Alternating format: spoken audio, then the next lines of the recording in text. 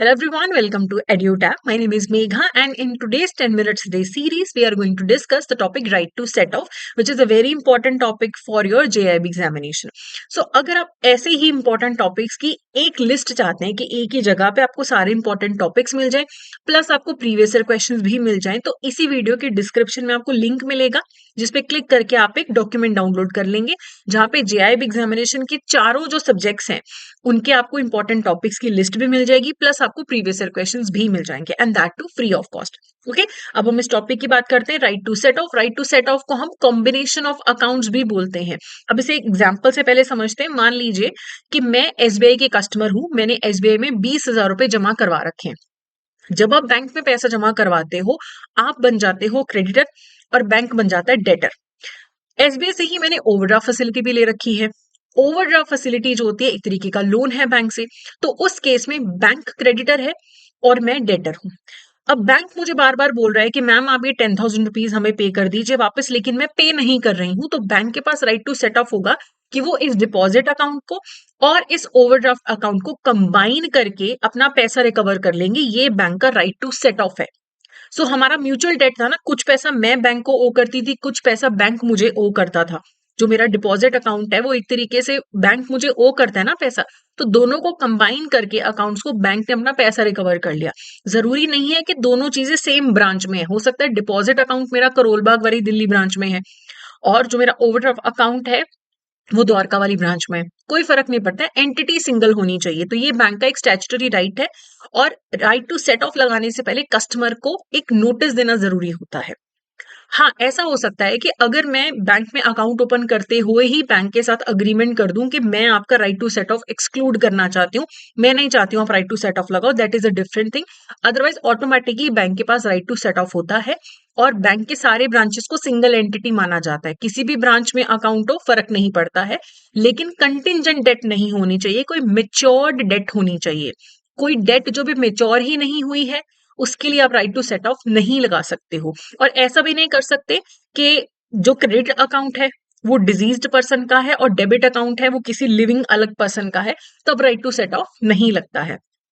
अब अलग अलग सिचुएशंस देखते हैं राइट टू सेट ऑफ को लेके। देखिए नॉर्मली क्या होता है, राइट टू सेट ऑफ में नोटिस भेजना जरूरी है, लेकिन कुछ ऐसे सर्कमस्टांसेस है जहां पे बिना नोटिस दिए कस्टमर को राइट टू सेट ऑफ लग जाता है। जैसे कि अगर कस्टमर की डेथ हो जाए तो ऑटोमेटिकली बैंक अपना राइट टू सेट ऑफ लगा लेगा नोटिस भेजे बिना। अगर कंपनी का अकाउंट है और बैंक को पता लगता है कि कंपनी वाइंड अप होगी या जो पर्सन है जिसका अकाउंट है वो इनसॉल्वेंट हो गया, तब भी automatically bank right to set off लगा लेगा बिना नोटिस के। अगर बैंक को कस्टमर के अकाउंट पे गार्निशमेंट ऑर्डर आता है, पहले bank right to set off लगाएगा फिर गार्निशमेंट ऑर्डर लगाएगा। अगर बैंक को पता लगता है कि जो कस्टमर का क्रेडिट अकाउंट है बैलेंस है वो बैलेंस उस कस्टमर ने किसी और पर्सन को असाइन कर दिया, तब भी बैंक पहले अपना राइट टू सेट ऑफ लगाएगा और बिना नोटिस दिए राइट टू सेट ऑफ लगाएगा। अगर बैंक को ये पता लगता है कि इस कस्टमर ने जो हमारे पास सिक्योरिटी रखी थी, मॉर्गेज रखी थी, उसने कहीं और भी मॉर्गेज रखी है, कहीं और भी सेम प्रॉपर्टी पे उसने चार्ज क्रिएट कर रखा है, तब भी बैंक अपना राइट टू सेट ऑफ लगा लेगा। कस्टमर के पास राइट टू सेट ऑफ नहीं होता है, बैंक के पास राइट टू सेट ऑफ होता है। क्या एफडी पे राइट टू सेट ऑफ लग सकता है? मेच्योर होने के बाद। आप एफडी स्पेशली तोड़ के उस पर राइट टू सेट ऑफ नहीं लगाओगे, आप उसके मेच्योर होने का वेट करोगे, फिर ही बैंक उस पर राइट टू सेट ऑफ लगा सकता है।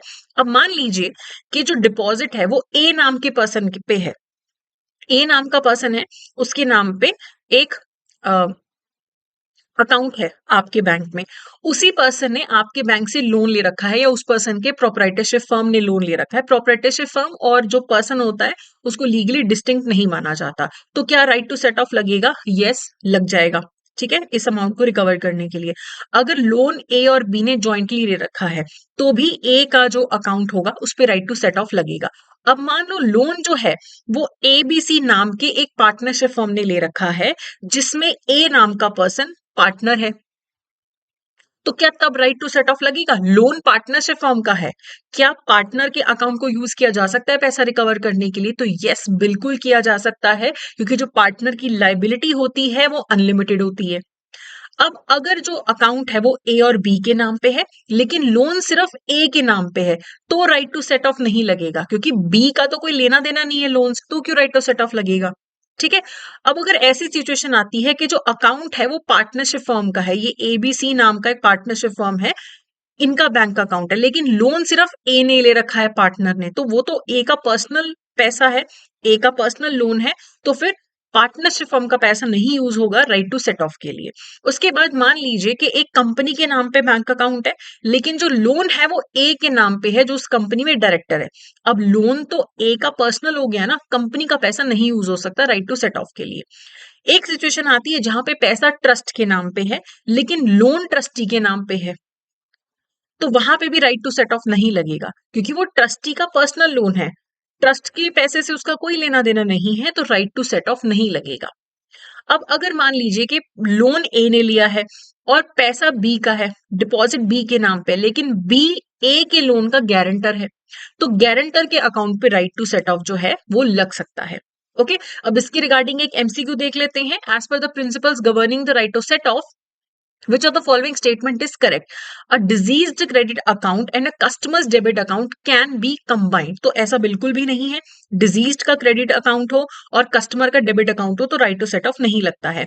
A right to set off can be exercised for contingent debts, तो नहीं, डेट मेच्योर होनी चाहिए तभी राइट टू सेट ऑफ लगता है।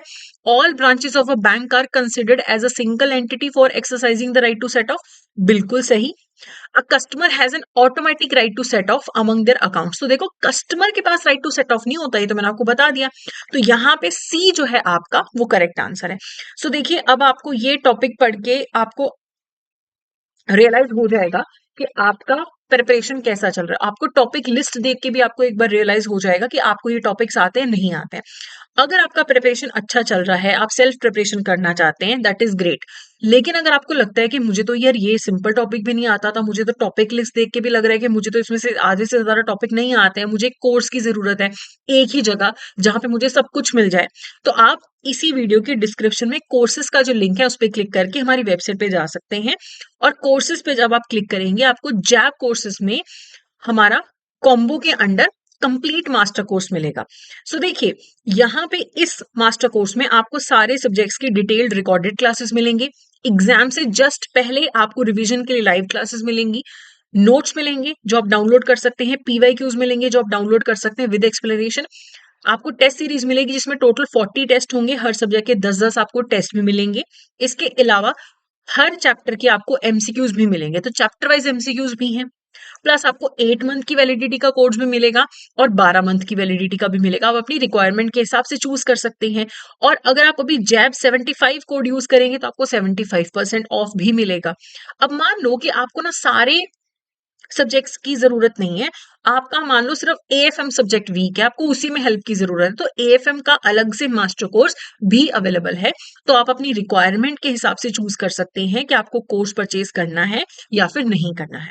ओके, सो आई होप ये इन्फॉर्मेशन आपके लिए हेल्पफुल रहेगा। बाकी आपको कोई भी डाउट है तो आप hello@edutap.co.in पे मेल कर सकते हैं, या फिर आप 8146207241 पे भी हमें कॉल करके डाउट्स पूछ सकते हैं। So that's it for today. Thank you so much.